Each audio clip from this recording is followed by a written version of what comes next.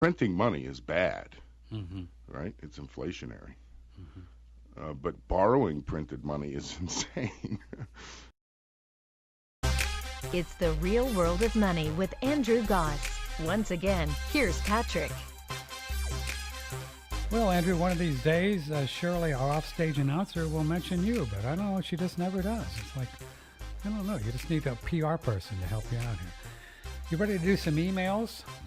Well, before we do, I'd like to go back to the Federalist Papers. Oh, the Federalist Papers? Yeah, Were we talking about those? we were for a minute. Okay, sure. Okay, so the Constitution of the United States was proposed in, September 1787. I remember it, yeah, it was great. Okay, so by the end of that month, the New York papers that were owned by the Hamilton crowd were already starting to see articles and public letters under the names like Publius, I mentioned, Yeah. Brutus, and Cato.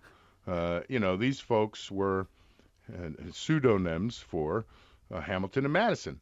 And there were 85 total articles that were written in support and in opposition, and the 85 articles are generally known as the Federalist Papers.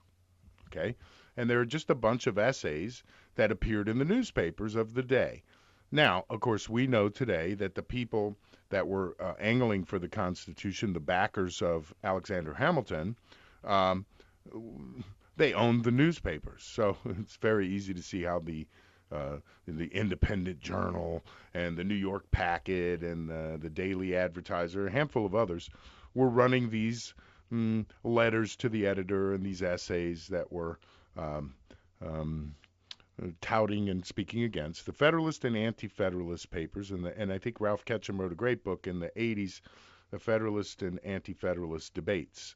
And Federalist number 10, um, Madison, this is probably the most famous of them, talks about democracy and the mob rule by the majority, and how we really didn't need it.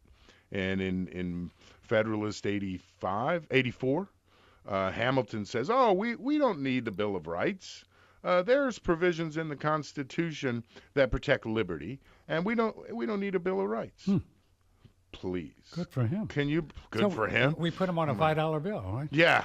Yeah, we raise him, we revere him as a hero. Wow. In my opinion, Alexander Hamilton was an agent of foreign influence that was sent to the United States for the sole purpose of insinuating himself into the proposition and of making sure that things went the way they wanted. Assumption of the state's debts was one of the things that they wanted to make sure, because many of the states were saying, "Oh, the heck, we're not going to pay our pre-British debts." So if you're a British creditor and someone in the U.S. owes you money, you're not getting paid. Hamilton's job was to, again, insinuate himself in there. And my favorite part of the story is the grand bargain. And many people say to me, how on earth did George Washington, the father of our country, the hero of America, how did he go along with the idea of a central bank? Yes, how indeed. How indeed? And you know the answer? What? Well, George Washington owned a lot of land just over the Potomac River in Virginia. Oh.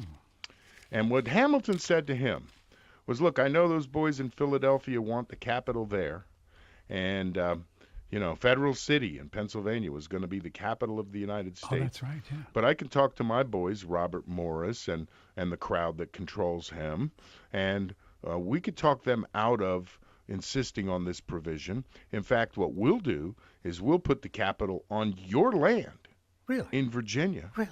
and we'll name it Washington, D.C., Whoa. if you'll give us this central bank." Really? That's the grand bargain. Whoa. How do you And know this? Because I read history.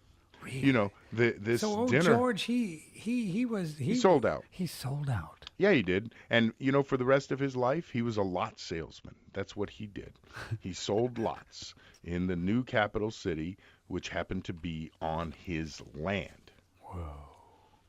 Yeah. The rest of the story. The rest of As the story, Paul as Harvey Paul used to Harvey loved to tell us. Yeah, Yeah. that's a true story. Well, it is. In fact, you can read it yourself if you read the words of Hamilton and how he pulled this off with the grand bargain. Him and Thomas Jefferson, who's also a Virginian, and George Washington. Why did they So- need George, Andrew, to take this central bank deal?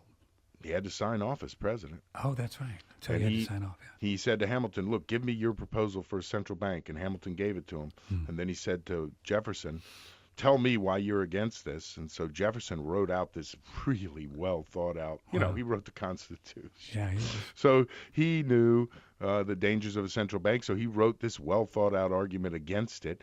And George Washington promptly handed that argument to Alexander Hamilton and said, here, refute this. And Hamilton sat down and refuted it. And so then Washington went along with Hamilton's plan.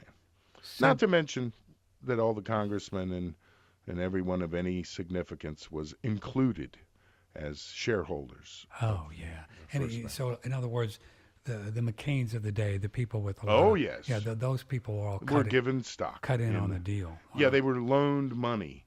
It's like, I know you don't have any money to buy these shares, but we'll loan you the money. Oh, good. And you can then take that money and buy the shares. And of course, they were wildly profitable. They made tons and tons of money. So Congress itself, we the people, were given 20%. And then the other 80% was divided first among Hamilton's benefactors, Philip Schuyler, Robert Morris, and people of this stature. And the rest of the 80% was handed out to congressmen. Here, congressmen, here's some shares in the first bank of the United States. And they made enormous amounts of money. By 1808, they simply said, oh, well, we'll sell the nation's shares. I'll keep mine, but the nation's shares, we'll sell those. So this is how the boys eventually, to this day, own the Federal Reserve Bank of New York. Give me the power to coin a nation's money, and I care not who makes its laws.